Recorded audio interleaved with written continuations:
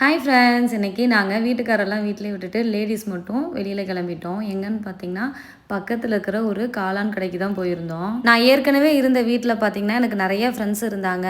அவங்கள எல்லாருமே மிஸ் பண்ணுறேன் அப்படின்னு சொல்லிட்டு நான் உங்கள்கிட்ட சொல்லியிருந்தேன் இல்லைங்களா? திரும்பவும் நம்ம அதே தெருவுக்கே குடி வந்தனால, இன்றைக்கி வந்து கோயம்புத்தூரில் நல்லா மழை பெஞ்சது.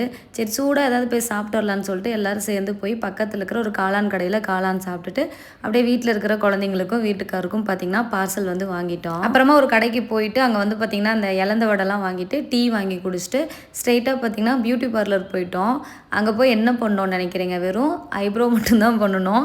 நான் வந்து பார்த்திங்கன்னா த்ரெட்டிங் பண்ணி 1.5 வருஷம் ஆகிப்போச்சு. 1.5 வருஷம் கழித்து திரும்பவும் இன்றைக்கி தான் வந்து ஐப்ரோ பண்ணியிருக்கேன். எப்படி இருக்குது அப்படிங்கிறத மறக்காமல் கமெண்ட்ஸில் சொல்லுங்கள். அப்புறம் அப்படியே போய் ஷோபிகாவும் ரித்திகாவும் டியூஷன்லேருந்து கூப்பிட்டுட்டு வாங்கிட்டு வந்த ஸ்நாக்ஸ் அவங்களுக்கு கொடுத்துருந்தேன். எல்லாருமே ஷேர் பண்ணி சாப்பிட்டுட்டு இருந்தாங்க.